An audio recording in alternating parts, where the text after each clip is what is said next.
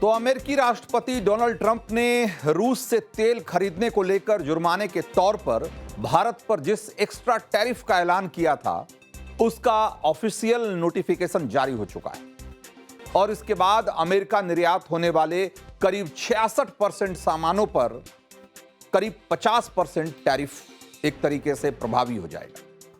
Bharat America कारोबार के लिए एक बहुत बड़ा झटका तो है ही, लेकिन भीतर खाने ट्रंप भारत के साथ कैसी सौदेबाजी की कोशिश में है, इसको लेकर एक बहुत बड़ा दावा सामने आया है। जर्मनी के एक अखबार फ्रैंकफर्टर अल्गेमाइन ज़ाइटुंग ने अपनी रिपोर्ट में दावा किया है कि पिछले हफ्तों में डोनाल्ड ट्रंप ने पीएम मोदी से बात करने के लिए 4-4 दफे कॉल किया, लेकिन पीएम नरेंद्र मोदी ने ट्रंप से बात करने से साफ साफ इनकार कर दिया। पीएम मोदी ने जवाब तक नहीं दिया। जर्मन अखबार ने लिखा है कि अब तक अमेरिकी राष्ट्रपति ने टैरिफ विवाद में अपने सभी विरोधियों को कुचल डाला है, हरा दिया है, लेकिन सिर्फ भारत ही एकमात्र ऐसा देश है जिसे ट्रंप अभी तक नहीं झुका पाए। हालांकि इस रिपोर्ट में यह नहीं बताया गया है कि कब और किन तारीखों पर ट्रंप की तरफ से कॉल किए गए, और न ही जर्मन अखबार की इस रिपोर्ट पर भारत और अमेरिका की तरफ से कोई औपचारिक जवाब आया है।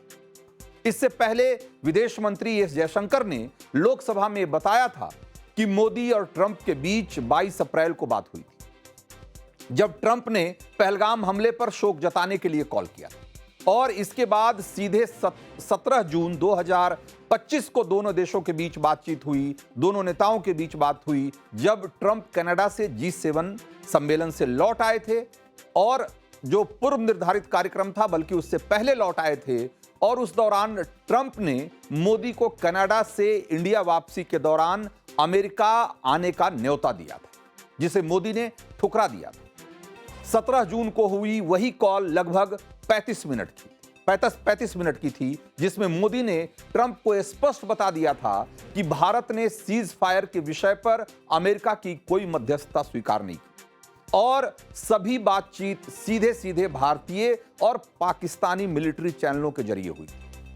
लेकिन इसके बावजूद ट्रंप लगातार यही रट लगाए हुए हैं कि भारत और पाकिस्तान की लड़ाई उन्होंने रुकवाई। ऐसे में जर्मन अखबार का यह दावा बहुत चौंकाने वाला है। हालांकि अखबार के दावे की तस्दीक नहीं हो पाई है, लेकिन इस दावे को लेकर चर्चाएं खूब सारी हो रही हैं और इस खबर को कैसे देखा जा रहा है वो जरा समझने की कोशिश करते हैं। तो पहली बात तो ये कि मोदी ने फिर से एक बार ट्रंप को समझा दिया है कि भारत अब अमेरिका का सबमिसिव यानी कि अमेरिका के नीचे रहने वाला पार्टनर नहीं है, बल्कि बराबरी के स्तर पर बात करने वाला देश है। ट्रंप चाहते हैं कि वो भारत को एक जूनियर पार्टनर के तौर पे ट्रीट करें और भारत इसको स्वीकार भी करे। वो अपनी जो चौधराहट है, अमेरिका की जो दादागिरी है, वो चाहते हैं कि वो भारत पे थोपें और उसको भारत स्वीकार भी कर ले, जैसे कि पाकिस्तान करता रहा है। लेकिन भारत ने न पहले कभी अमेरिका की चौधराहट स्वीकार की है और न आगे करेगा, ये बात बिल्कुल स्पष्ट है। और प्रधानमंत्री मोदी का अगर इस दावे की में सच्चाई है, जैसा कि अखबार ने दावा किया है, तो 4 बार ट्रंप से बातचीत करने का जो कॉल है उसको उन्होंने अस्वीकार किया। यह बताता है कि मोदी इस बार कितने तल्खी से, या यूं कहिए कि मोदी कितने सख्ती से इस बार अमेरिका की इस दादागिरी से निपटने के मूड में। जो दूसरा मैसेज है वो ये है कि भारत अब ट्रंप के पीआर स्टंट में नहीं फंसना चाहता। भाई, ट्रंप की एक बहुत अलग ही तरह की आदत है।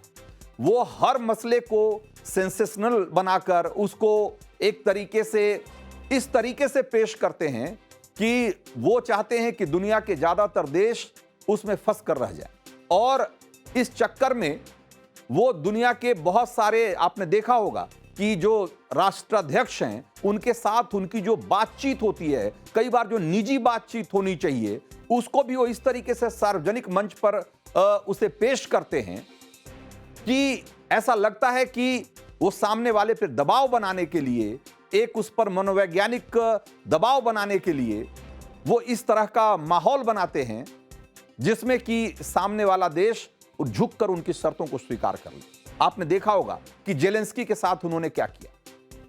जेलेंस्की को जिस तरीके से व्हाइट हाउस में बुलाकर उन्हें एक तरीके से बेइज्जत किया गया, ये पूरी दुनिया ने देखा। और व्हाइट हाउस में तमाम कैमरों के बीच ये जिस तरीके से ट्रंप ने उनके साथ बर्ताव किया, वो बताता है कि किस तरीके से वो दुनिया के जो बाकी देश के राष्ट्राध्यक्ष हैं, ट्रंप उनको किस तरीके से ट्रीट करते हैं और किस तरीके से उनको एक मनोवैज्ञानिक दबाव में लाकर अपनी शर्तें मनवाना चाहते हैं। इसमें जो तीसरी बात है वो ये है कि ट्रंप के मेक अमेरिका ग्रेट अगेन के जवाब में मोदी का मेक इंडिया ग्रेट अगेन जो है, अब वो रियल एक्शन में बदलता जा रहा है। ये बात ठीक है कि ट्रंप को अमेरिका को फिर से महान बनाना है। भाई, सारे राष्ट्राध्यक्षों की ये ख्वाहिश होती है और होनी चाहिए।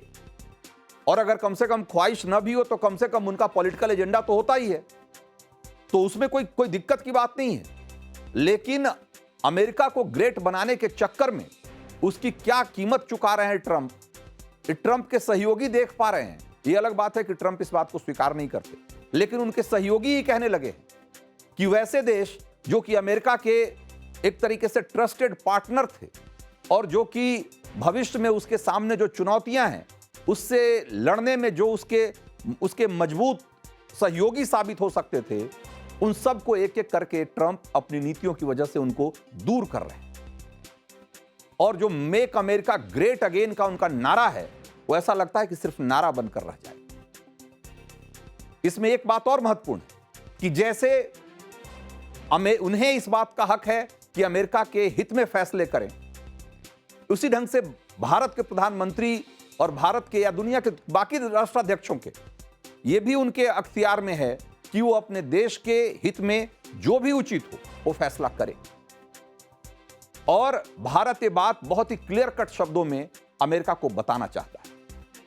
अब चौथी बात इसमें यह है कि अमेरिका भारत को जो दबाने की कोशिश कर रहा है उसमें वो कामयाब नहीं हो पाएगा। और अगर अमेरिका टैरिफ के जरिए भारत को दबाने की कोशिश करेगा तो भारत के पास बहुत सारे दूसरे विकल्प हैं, बहुत सारे पार्टनर्स ऐसे भी हैं जिनके साथ अभी जो हमारा जो ट्रेड पोटेंशियल है, जो हमारी व्यापारिक संभावनाएं हैं, उसको हमने पूरी तरीके से एक्सप्लोर नहीं किया है। एक तरीके से अमेरिका भारत को इसके लिए मजबूर कर रहा है। और ये देखा जाए तो लॉन्ग टर्म में न तो अमेरिका के हित में है और न ही एक तरीके से दुनिया के हित में। फिर भी अगर अमेरिका की यही पॉलिसी रही तो भारत जो अपने ऑल्टरनेटिव रूट्स हैं उसके पास, जो उसके पास वैकल्पिक रास्ते हैं अपने व्यापार को बढ़ाने के लिए, अपने प्रभाव को बढ़ाने के लिए, वो उसका इस्तेमाल करेगा। और वो रास्ता चीन और रूस से होकर भी गुजरता है तो इससे अमेरिका को किसी तरह की कोई दिक्कत नहीं होनी चाहिए। असल में अमेरिका जिस चीज से भारत को रोकना चाहता है वो अपनी नीतियों की वजह से भारत को मजबूरन उसी तरफ धकेल रहा है। और ये देखा जाए तो अमेरिका की जो इंडो पैसिफिक की स्ट्रेटजी है वो उसको कमजोर ही करने वाली, उससे मजबूत नहीं होगा। एक और महत्वपूर्ण बात, अमेरिका को अपनी जो एक्सटॉर्शन वाली या यूं कहे कि ब्लैकमेल वाली जो पॉलिसी है उसको बदलनी होगी। वरना वो अगर ये सोचता है कि दुनिया अमेरिका से शुरू होकर अमेरिका पे ही खत्म हो जाती है तो ये बहुत बड़ी गलतफहमी साबित हो सकती है। भारत, चीन, रूस और ब्राजील जैसे देश आज ब्रिक्स जैसे संगठन को मजबूत करने में जुटे हुए। ट्रंप चाहते हैं कि ब्रिक्स जैसे संगठन या तो हो ही नहीं या हो भी तो बहुत कमजोर स्थिति में हो।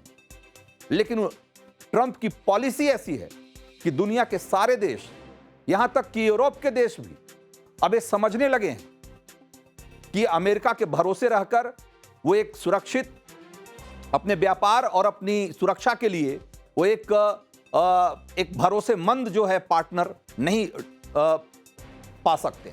उन्हें किसी न किसी रूप में दूसरे संगठनों या दूसरे देशों के साथ, बड़े देशों के साथ इस तरीके से तालमेल बिठाना पड़ेगा कि ताकि दुनिया में एक मल्टीपोलर व्यवस्था हो जिसमें कि बहुत सारी बड़ी शक्तियां एक दूसरे को संतुलित कर सकें। अमेरिका के नीतियों के या अमेरिका के हित में हो या नहीं हो, लेकिन ट्रंप की पॉलिसी दुनिया को सोचने के लिए मजबूर कर रही है।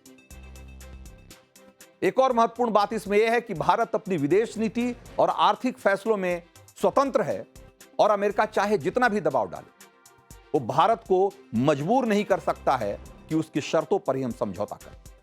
अमेरिका क्या, कोई भी दूसरा देश भारत को अपने हिसाब से चलने के लिए मजबूर नहीं कर सकता। और ये बात मोदी की विदेश नीति में स्पष्ट तौर पर दिख रही है। और संयोग देखिए कि जर्मन अखबार का दावा एक ऐसे वक्त में आया है जब मोदी जापान और चीन की यात्रा पर जाने वाले। पीएम मोदी 29 से 30 अगस्त को जापान की 2 दिवसीय आधिकारिक यात्रा पर रहेंगे और यह उनकी जापान की 8वीं यात्रा होगी और वहां जापान के प्रधानमंत्री शिगेरू इशिबा के साथ उनकी पहली शिखर बैठक भी होनी।